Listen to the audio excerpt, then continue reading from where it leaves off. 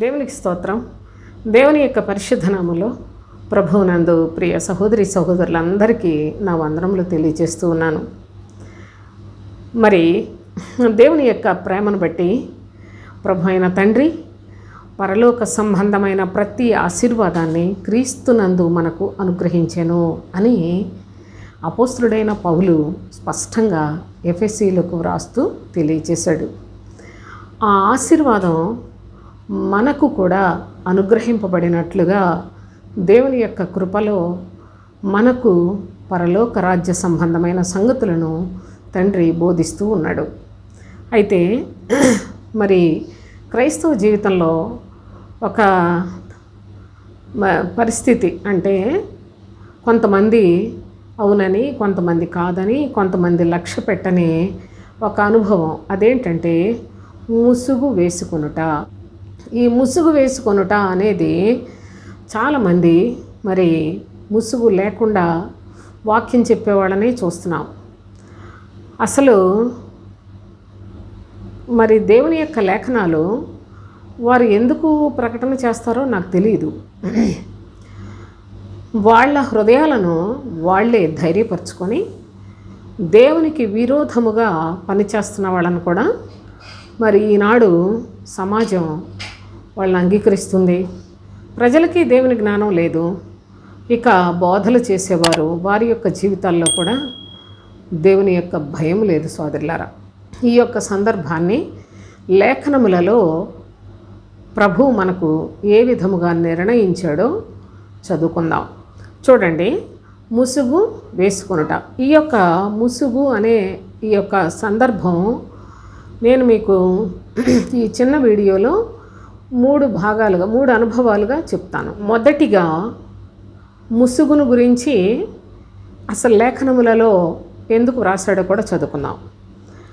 కొరింథీయులకు వ్రాసిన 2వ పత్రిక 3వ అధ్యాయం 12వ వచనం నుంచే, తగ్గిపోవచ్చున్న మహిమ యొక్క అంతమును ఇశ్రాయేలీయులు తేరి చూడకుండునట్లు మోషే తన ముఖము మీద ముసుగు వేసుకొనెను.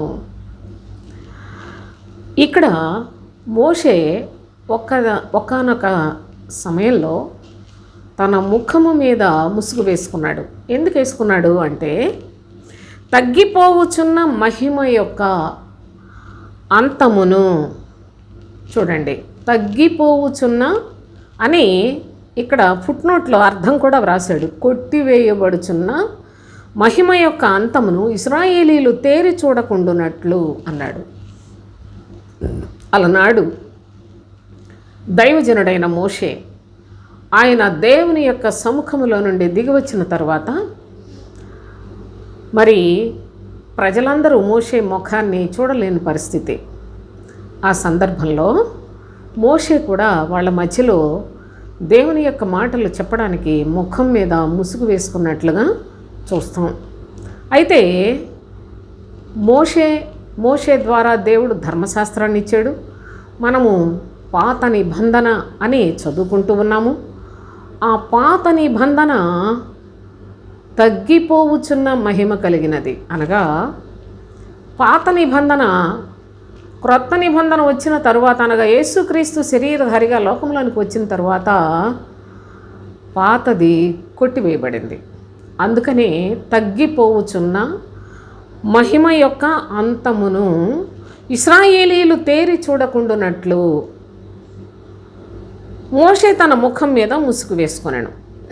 అంటే అలనాడు దేవుని ప్రజలుగా ఉన్న ఇశ్రాయేలీయులు వాళ్ళు మోషే ముఖాన్నే చూడలేకపోయారు. కానీ ఆ యొక్క మహిమ తగ్గిపోయేదే. మేమైతే అట్లు చేయక చూడండి, ఇట్టి నిరీక్షణ కలవారమై బహుధైర్యముగా మాట్లాడుచున్నాము అని తెలియచేస్తున్నాడు. యేసుక్రీస్తు వచ్చిన తరువాత అపోస్తులు వాళ్ళు పరలోకం గురించిన సంగతులన్నీ బోధిస్తూ ప్రజల మధ్యలోనే వాక్యాన్ని ప్రకటించినట్లుగా మనం చూస్తాం. మోషే కాలంలో మోషే దేవుని యొక్క సముఖములో విని ప్రజలకు ప్రకటన చేసిన సంగతులు ఈ లోకంలో ఉన్నంతకాలం మీరు ఎలా భయభక్తులు కలిగి బ్రతకాలి అనే సంగతులే. కానీ అపోస్తలులు ప్రకటించే సంగతులు పరలోకములోనికి మీరు ఎలా చేరుకోవాలి, పరిశుద్ధతను ఏ విధంగా లోకంలో ఉన్నంత వరకు సంపాదించుకోవాలి. శరీరము ఎప్పుడైనా మట్టిలోకి వెళ్ళిపోతుంది కనుక, శరీరము నిష్ప్రయోజనమైంది కనుక, ఆత్మ గురించిన సంగతులు ఆత్మతోనే మీరు సరిచూచుకుంటూ పరలోకం కొరకు సిద్ధపడే సంగతులు అనగా చాలా బలమైన సంగతులు ప్రకటన చేశారు అపోస్తలులు. మోషే చెప్పినవి తగ్గిపోయే మహిమకు సంబంధించినవి, అనగా కొట్టివేయబడే నిబంధనకు సంబంధించినవి. మోషే ఆ మాటలు చెప్తున్నప్పుడే ఇశ్రాయేలీలు చూడలేకపోయారు కనుక తన ముఖం మీద ముసుగు వేసుకున్నాడు.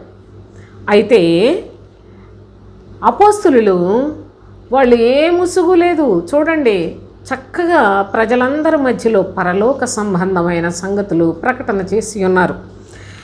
అయితే మరొక అనుభవాన్ని కూడా చూద్దాం. మరి 14వ వచనం చూడండి. మరియు వారి మనసులు కఠినములైన గనుక నేటి వరకును పాత నిబంధన చదువుబడినప్పుడు అది క్రీస్తునందు కొట్టివేయబడినని వారికి తేటపరచబడక ఆ ముసుగే నిలిచి ఉన్నది. ఈనాటికి కూడా ధర్మశాస్త్రాన్ని చదువుతూ ధర్మశాస్త్ర సంబంధమైన భక్తిని చేసి శరీర క్షేమం కొరకు శరీర సంబంధమైన వాటి యొక్క లాభం లేకపోయినట్లయితే ఆశీర్వాదాలు, దీవెనలు, లేకుంటే అద్భుతాలు, సూచక్రియలు, మహత్కార్యాలు ఇవన్నీ కూడా శరీర సంబంధమైనవే. అనగా ధర్మశాస్త్ర కాలంలో ఆనాడు ఆ రోజుల్లో ఇశ్రాయేలీలు చేసిన భక్తి అనుసరించేవారు ఇప్పటికీ చాలామంది ఉన్నారు. వారి బోధ ధర్మశాస్త్ర సంబంధమైన బోధ. అయితే వీళ్ళందరూ కూడా వారి మనసులు కఠినమైపోయినాయి అని చెప్తున్నాడు. శరీర సంబంధమైన బోధలు చేసే వారి మనసులు కఠినమైపోయాయి అని చెప్తున్నాడు. ఎందుకంటే వారు నేటి వరకు పాత నిబంధన చదువుతున్నప్పుడు అది క్రీస్తునందు కొట్టివేయబడినని వారికి తెలియలేదు ఇంకా అన్నాడు. ప్రస్తుతం మీరు ఇశ్రాయేల్ దేశంలోనికి వెళ్ళి ఆ యూదుల మధ్యలోనికి వెళితే వాళ్ళు ఇప్పటికీ కూడా ధర్మశాస్త్రాన్ని ఆచరించేవారు చాలామంది ఉన్నారు. ధర్మశాస్త్రము ఇప్పటికీ దాన్ని అనుసరించి ఆచరించు వారందరి హృదయములు కఠినమైన పరిస్థితుల్లో ఉన్నాయి. ఎందుకంటే ధర్మశాస్త్రము క్రీస్తునందు కొట్టివేయబడిన, చూడండి ఎంత క్లియర్గా రాసి పెట్టాడో చూడండి. క్రీస్తునందు కొట్టివేయబడినని వారికి తేటపరచబడక ఆ ముసుగే నిలిచి ఉన్నది. అనగా ధర్మశాస్త్రాన్ని ఇప్పటికీ ఆచరించే వారందరూ కూడా ముసుగులోనే కఠినపరచబడిన హృదయములు కలిగి ఉన్నారు. అనగా వారికి ముసుగు వేయబడినట్లు ఉన్నారు. ఇంకా చెప్పాడు, నేటి వరకు మోషే గ్రంథము వారు చదువునప్పుడల్లా ముసుగు వారి హృదయముల మీద ఉన్నది. హృదయముల మీద ముసుగు ఇప్పుడు మనం చూస్తూ ఉన్నాం. ముసుగు వేసుకుంటే కంటికి కనిపిస్తుంది, కానీ హృదయం మీద ముసుగుంటే ఎలా కనిపిస్తుంది? ఇది ఆత్మ సంబంధమైన ఈ భాష మనకు చాలా చక్కగా మరి బోధ పడాలి సోదరులారా, అర్థం కావాలి. ఎందుకంటే ధర్మశాస్త్రాన్ని ఆచరిస్తున్న వాళ్ళు ఎవరో మీరు గుర్తించగలరా? ఇప్పటికీ మన మధ్యలో చాలామంది, బోలెడంతమంది ధర్మశాస్త్రాన్నే ఆచరిస్తూ ఉన్నారు, బోధించుకుంటూ ఉన్నారు. అనగా శరీర సంబంధమైన బోధలే చేస్తూ ఉన్నారు. వాళ్ళు ఎవరో మీకు తెలుసా? దైవజనులు అనుకుంటున్నారు, పాస్టర్లు అనుకుంటున్నారు, దేవుని సేవకులు అనుకుంటున్నారు. వాళ్ళ మాటలనే మీరు అంగీకరిస్తున్నారు. కనుక మీ హృదయములు కఠినమైపోయినవని, మీకు మీ బోధలు మరి ధర్మశాస్త్ర సంబంధమైన బోధను మాత్రమే అంగీకరించే మనస్సు కలిగిన వారు, ధర్మశాస్త్ర సంబంధమైన బోధలు చెప్పేవారందరూ కూడా కఠినపరచబడిన హృదయములు కలిగిన వారై ఉన్నారు, ముసుగులో ఉన్నారు. వారి హృదయములకు ముసుగు వేయబడింది అని చెప్పాడు. అందుకే ప్రజలకు అర్థం కావట్లేదు ఎవరికి ముసుగు ఉన్నది, ఎవరు ధర్మశాస్త్ర సంబంధమైన బోధలు చేస్తున్నారు, ఎవరు మరి ఆ పాత పద్ధతిని అనుసరిస్తున్నారు అనే అనుభవాలు గ్రహించకపోయినట్లయితే మీకు క్రొత్త నిబంధన లేకుంటే క్రీస్తు శిలువ వాటి విలువ తెలియదు సోదరులారా. ఈ విషయాన్ని గమనించాలి మీరు. అయితే ఈనాటికి కూడా ఏ ప్రజల కొరకైతే ప్రభువైన యేసుక్రీస్తు పరలోకంలో నుండి దిగివచ్చాడో ఆ ప్రజలు కూడా ఆయనను అంగీకరించలా. చాలామంది ఇంకా ధర్మశాస్త్రాన్ని ఆ పూర్వకాలంలో మోషే ఇచ్చిన ఆ ధర్మశాస్త్రాన్ని చదువుకుంటున్నారు. అయితే ఇదంతా చాలా చాలా మరి కలవరంతో కూడిన పరిస్థితులు. ఈనాడు నేను ప్రత్యేకంగా ఇదిగోండి వీళ్ళు ధర్మశాస్త్ర సంబంధమైన బోధించువారు అని చెప్పాను అనుకోండి, మీకు వ్యతిరేకంగానే అనిపిస్తుంది, వాళ్ళని ఏదో నేను నిందించినట్లు అనిపిస్తుంది. కానీ నిజమే, ఇది సత్యమే అని గ్రహించటానికి మరి ఎంతమంది హృదయాల్లో గ్రహింపు వస్తుందన్నది అగమ్య గోచరం. దేవుని యొక్క పరిశుద్ధ లేఖనములు అందుకే అందరూ కూడా మార్చి బోధిస్తూ ఉన్నారు. ప్రస్తుతం ఏం బోధించాలి అనే జ్ఞానము లేకుండానే ప్రస్తుత కాలంలో మనం అనుసరించవలసిన భక్తి ఏంటి, మనము బోధించవలసింది ఏంటి అనే జ్ఞానము లేక బోధకులై ఉండగోరి చాలా చాలా చాలా భయంకరమైన పరిస్థితుల్లో ఈనాడు సంఘములన్నీ కూడా అపవాది మోసములో చిక్కుబడి ఉన్నాయి. అపవాది శరీర సంబంధమైన బోధలు చేస్తాడండి. వాడు కూడా సంఘాలు పెట్టాడు. నేను చాలాసార్లు చెప్తున్నాను సోదరులారా, సాతాను కూడా సంఘాలు పెట్టాడు. వాడే యేసు నామంలో పెట్టాడు. మీరు దేవుని నమ్ముకోండి అంటే ఇప్పుడు సాతానికి దేవుని నమ్ముకున్న ప్రజలంటే పెద్ద ఇబ్బంది ఏమి లేదు. ఎందుకంటే మీరు దేవుణ్ణి నమ్ముతారు, కానీ దేవుని మనుషులుగా ఉండడానికి ఇష్టపడుతున్నారు, చర్చికి వెళ్ళడానికి ఇష్టపడుతున్నారు. కానీ దేవుని కుమారుడైన క్రీస్తును వెంబడించుటకే మనుషులకి ఎవరికి తెలియదు, తెలిసినా చెయ్యరు సోదరులారా. అందుకనే బోధకులు కూడా ప్రజలకు ఏది ఇష్టమో అదే బోధించడానికి అలవాటు పడిపోయిన పరిస్థితులు మనం చూస్తున్నాం. ధర్మశాస్త్రం అనేది అసలు అది ప్రస్తుతం బోధించుకోవలసిన అవసరత ఎంత ఉంది అని ఆలోచన చేసినట్లయితే చూడండి, ఒక మాట చదువుకుందాం. తిమోతికి వ్రాసిన మొదటి పత్రిక మొదటి అధ్యాయం 5 నుంచి చూడండి. ఉపదేశ సారం ఏదనగా, ఉపదేశము దాని యొక్క సారాన్ని చెప్తున్నాడు. పవిత్ర హృదయం నుండి, మంచి మనసాక్షి నుండి, నిష్కపటమైన విశ్వాసము నుండి కలుగు ప్రేమయే అన్నాడు. అసలు వీటి గురించి 99% ప్రజలకు తెలియదు, క్రైస్తవులకి. ఉపదేశం తెలియదు, ఇంకా దాని సారం ఎక్కడ తెలుస్తుంది? ఉపదేశ సారం ఏదనగా పవిత్ర హృదయం రావాలి. తర్వాత చెప్పాడు మంచి మనసాక్షి, అంతేకాదు నిష్కపటమైన విశ్వాసము నుండి కలుగు ప్రేమయే. ధర్మశాస్త్రాన్ని బోధించుకునే వాళ్ళకి ఇవన్నీ ఏం తెలియదండి. వాళ్ళు చక్కగా కనపడతారు, దేవుని యొక్క చాలా బాగా కనిపిస్తారు, కానీ వాళ్ళల్లో క్రీస్తుకు చోటు లేదు సోదరులారా. చూడండి, ధర్మశాస్త్రం ఎవరికి మరి?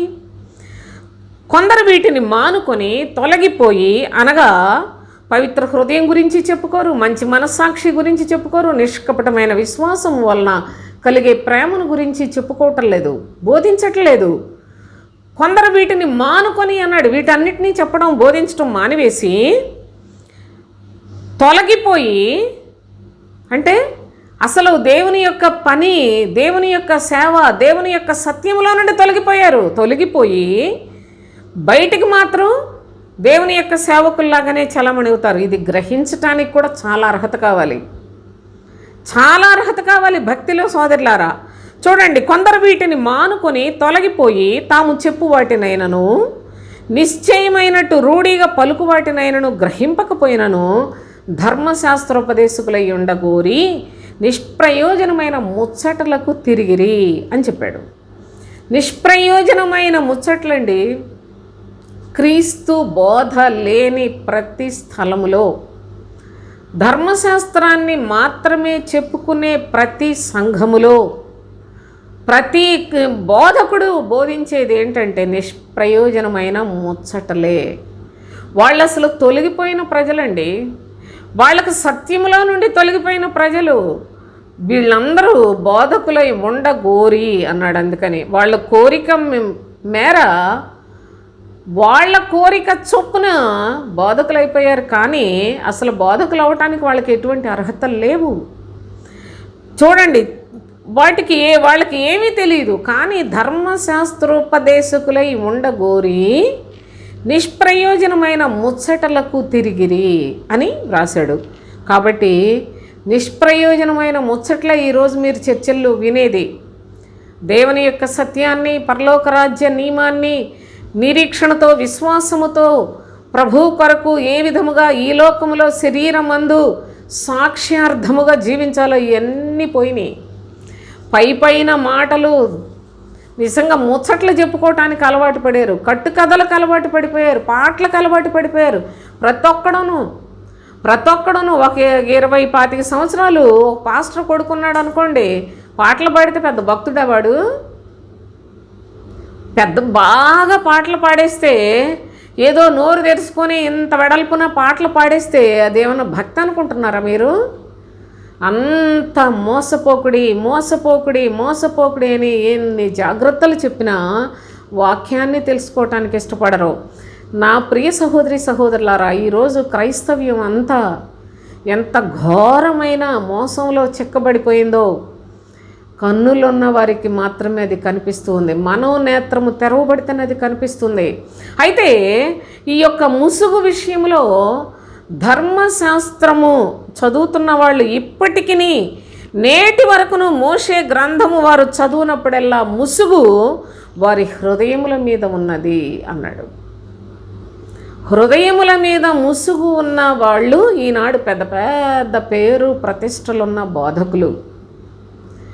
నిజముగా ఈ ముసుగు ఈనాడు క్రైస్తవ జీవితాలలో, సంఘములలో, దేవుని సేవకులలో మొత్తం ముసుగులోనే వీళ్ళందరూ హృదయముల మీద ముసుగు కలిగి, కఠినపరచబడిన హృదయములు కలిగి ముచ్చట్లు చెప్పుకోవటానికి అలవాటు పడి కాలక్షేపం చేస్తున్నారు. కానీ సోదరులారా, దేవుని యొక్క చిత్తాన్ని గమనించిన వారు లేరండి.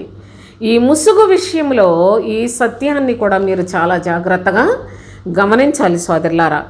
మోషే ముఖము మీద ముసుగు వేసుకుని ఇశ్రాయేలీలకు కనిపించిన వారితో మాట్లాడిన పరిస్థితిని మనం చదువుకున్నాం.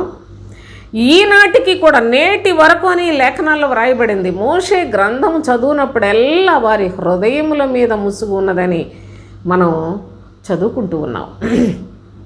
కనుక మరి యొక్క చక్కని అనుభవాన్ని మనం ఆలోచన చేసుకున్నట్లయితే సోదరులారా, ఈ యొక్క ముసుగు ఎంత ప్రమాదకరమైందో క్రైస్తవ్యాన్ని హతమారుస్తూ ఉంది. మీరు పాత నిబంధన లేక మోషే గ్రంథము చదువుతున్న వారు ఎంతసేపు చెప్పినా యేసు ప్రభు గురించేమో వాక్యాలు చెప్తారు, ప్రవర్తన విషయంలోకి వచ్చేటప్పటికల్లా మొత్తం అంతా ధర్మశాస్త్ర సంబంధమైన దీవెనలు, ఆశీర్వాదాలతోటి సంఘాలలో ఈరోజు బోధలు, ఆ బోధలను ఆ విధంగానే ముగించుకున్న దుస్థితిని కూడా, మరి నేను ముందే చెప్పాను కదా, మనోనేత్రం తెరవబడితేనే కనిపిస్తుంది అని. కనుక దేవుని యొక్క శ్రేష్టమైన సత్యాన్ని ఈ సందర్భంగా మీరు జ్ఞాపకం చేసుకోవాలని నేను మిమ్మల్ని వేడుకుంటూ ఉన్నాను సోదరులారా. అయితే ప్రభు ఇక్కడ ఏమని చెప్పాడు? వారి హృదయము 16వ వచనం, 2 కొరింథీ 3వ అధ్యాయం 16వ వచనం, వారి హృదయము ప్రభు వైపునకు ఎప్పుడు తిరుగునో అప్పుడు ముసుగు తీసివేయబడును. ఈ ముసుగు తీసివేయబడాలంటే వారి హృదయము ప్రభు వైపునకు తిరగాలి. ప్రభు వైపునకు ఎప్పుడు తిరుగునా అన్నాడు. అంటే అందరూ ప్రభువుని నమ్ముకున్న వాళ్ళకే కదా ఈ మాటలు మాట్లాడుతున్నాడు. అలాంటప్పుడు మళ్ళీ ప్రభు వైపు తిరగటం అంటే ఏంటి అసలు? దీన్ని అర్థం చేసుకునే మనస్సు లేకపోవటం కూడా చాలా బాధాకరమైంది. వారి యొక్క హృదయములు ప్రభు వైపు తిరిగితే ముసుగు తీసివేయబడుతుందట. అంటే ప్రభువు అంటే మీరు క్రీస్తు అని తెలుసుకునండి. మీరు సిలువ వేసిన ఈ యేసుని దేవుడు ప్రభువుగాను క్రీస్తుగాను నియమించెను అని ఈ వాక్యాన్ని చాలా తేటగా అపోస్తులు ప్రకటనలోనే, ప్రారంభంలోనే, అపోస్తులు సేవ ప్రారంభ దినాల్లోనే తెలియచేస్తున్నట్లుగా చూడండి. అపోస్తుల కార్యములు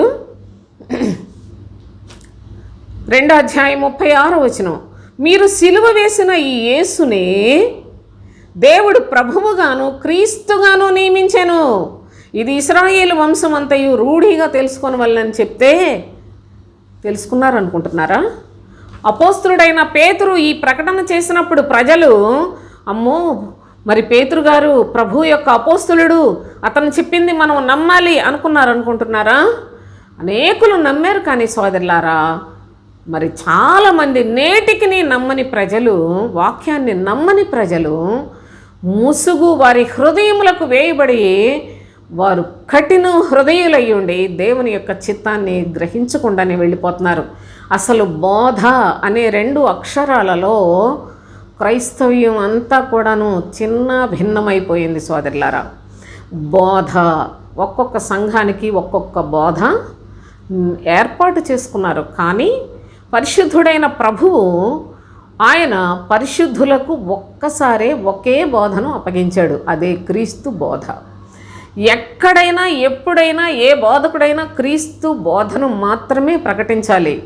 ధర్మశాస్త్ర సంబంధమైన బోధలు, బిలాము బోధలు, యెజబెలు బోధలు, శరీర సంబంధమైన బోధలు, లేకపోయినా నికోలాయితుల బోధలు, నానా రకాలైన బోధలన్నీ కూడా ఉన్నాయి. అవన్నిటినీ కొట్టిపడేశాడు. ఈనాడు ప్రభు మరలా వచ్చేంత వరదాకా యుగ సమాప్తి వరకు కూడా బోధించవలసింది క్రీస్తు బోధను మాత్రమే. అందుకే ఈ బోధను తేక ఎవడన్నా మీ దగ్గరికి వస్తే అలాంటి వాడికి వందనాలని చెప్పద్దు, వందనాలని చెప్పద్దు. చెప్పారా అతని పాపాలు మీకు కూడా వచ్చేస్తాయని చెప్పాడు. చాలా జాగ్రత్తగా చూడండి. కనుక ప్రభువు దగ్గరకు ఎప్పుడైతే వారి హృదయములు త్రిప్పబడతాయో అప్పుడే ముసుగు తొలగిపోతుంది అనే సత్యాన్ని కూడా చాలా స్పష్టంగా తెలియచేసిన ఈ యొక్క అనుభవాన్ని మనం జ్ఞాపకం చేసుకుంటూ ఉన్నాం. కనుక దేవుని యొక్క పరిశుద్ధ లేఖనాలలో మొదటిగా మోషే తన ముఖం మీద ముసుగు వేసుకొని తగ్గిపోతున్న మహిమ గూర్చి చెప్పే మోషే కూడా ముసుగేసుకొని ఇశ్రాయేలు ప్రజలతో మాట్లాడవలసి వచ్చింది. ఎందుకంటే తగ్గిపోయే మహిమ కూడా అంత శక్తి కలిగి ఉంది. అయితే మేము ప్రకటించే ఈ యొక్క వాక్యం సర్వలోకానికి, సమస్త సృష్టికి కూడా ప్రకటిస్తున్నామని అపోస్తులు ప్రకటన చేశారు. ఇప్పటికీ మోషే గ్రంథము చదువుతున్న వారందరి హృదయముల మీద ముసుగు వేయబడి ఉన్నదని, రెండవదిగా అందరి హృదయముల మీద ముసుగు ఉన్నది. ఎప్పుడైతే వారి హృదయము ప్రభు వైపు తిరుగుతుందనగా క్రీస్తును చూస్తారో అప్పుడు మాత్రమే ఈ ముసుగు పోతుంది సోదరులారా, తీసివేయబడుతుంది. అందాక ఈనాడు క్రైస్తవ్యం అంతా కూడా వారి హృదయములకు ముసుగు వేయబడిన స్థితిలోనే చూస్తున్నాం.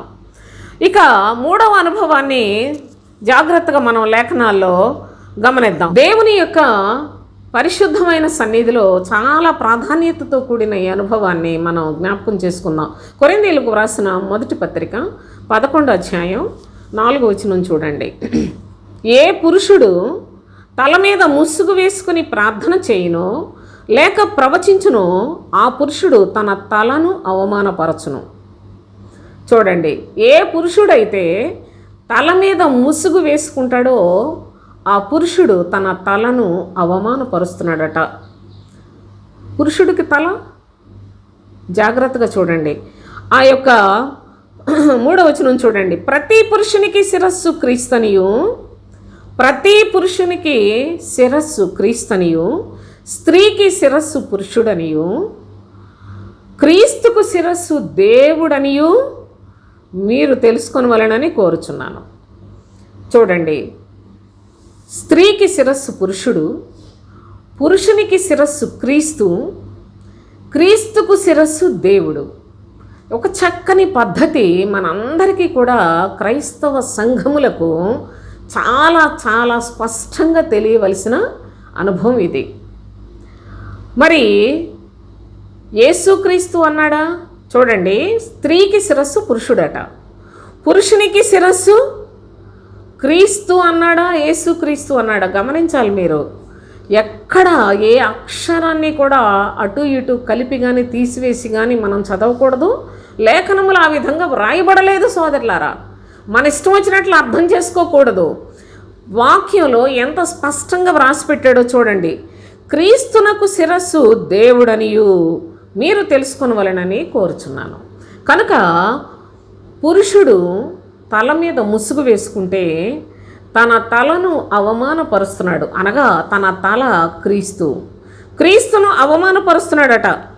5వ వచనం, ఏ స్త్రీ తల మీద ముసుగు వేసుకొనక ప్రార్థన చేయునో లేక ప్రవచించునో ఆ స్త్రీ తన తలను అవమానపరచును. ఏలయనగా అది ఆమెకు క్షవరము చేయబడినట్లుగానే ఉండును. ఈ రోజున ముసుగు లేకుండా ప్రవచించేవాళ్ళు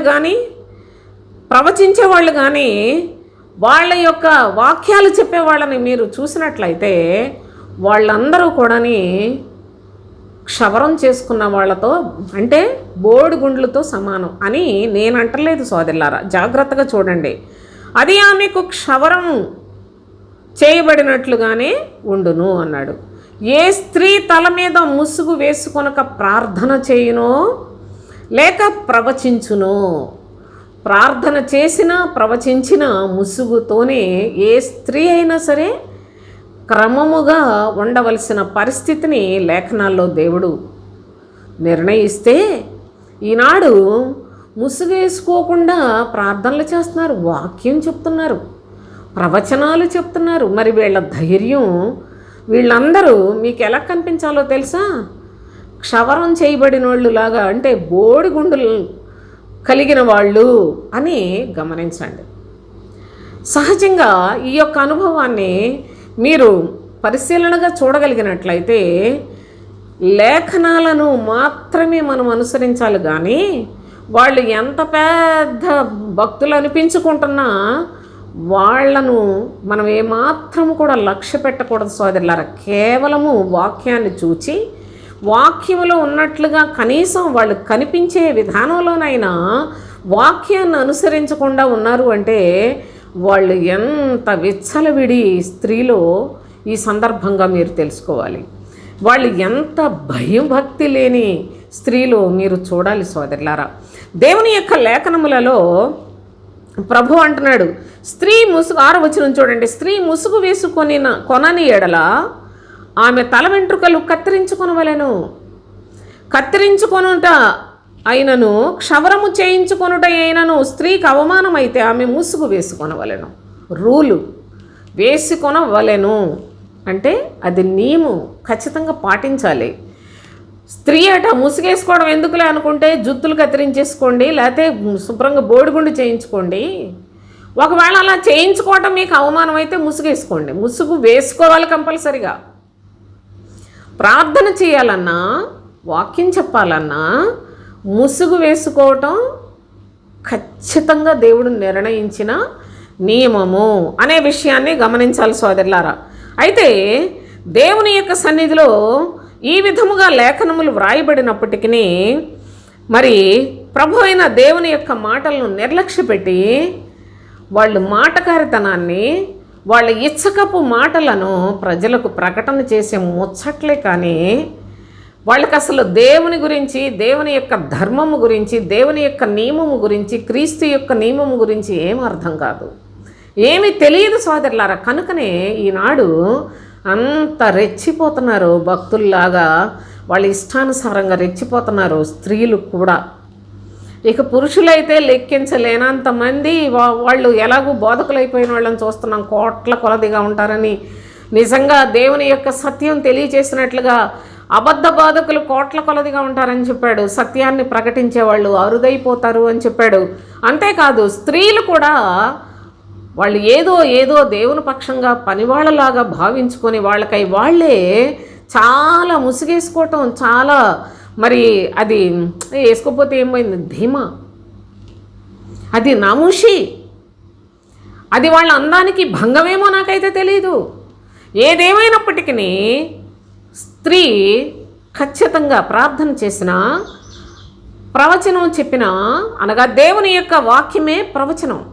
ఈ వాక్యాన్ని ప్రకటన చేసిన ఖచ్చితంగా ముసుగు వేసుకొనవలెను అని దేవుడు ఒక విధిని నిర్ణయించినట్లుగా చూస్తూ ఉన్నాం. అయితే ప్రభు యొక్క సన్నిధిలో మరి ఒక చక్కని అనుభవాన్ని కూడా ఈ సందర్భంగా మనం జ్ఞాపకం చేసుకుంటూ ఉన్నాం సోదరులారా. 11వ అధ్యాయంలోనే 8వ వచనం నుంచి చదువుదాం. ఏలయనగా స్త్రీ పురుషుని నుండి కలిగినే గాని పురుషుడు స్త్రీ నుండి కలగలేదు, మరియు స్త్రీ పురుషుని కొరకే గాని పురుషుడు స్త్రీ కొరకు సృష్టింపబడలేదు. స్త్రీ పురుషుని కొరకే గాని పురుషుని నుండి కలిగింది స్త్రీ, పురుషుని కొరకే గాని పురుషుడు స్త్రీ కొరకు దేవుడు సృష్టించలేదు అనే సత్యాన్ని కూడా గమనించండి. స్త్రీ పురుషుని కొరకే దేవుడు సృష్టించాడు. ఎన్ని విధాలుగా మనం అనుకున్నప్పటికీ స్త్రీ తన నియమ ప్రకారముగా ఉండవలసిందే. తనకు సృష్టికర్త విధించిన నియమ ప్రకారముగా బ్రతికితేనే అది క్షేమకరం.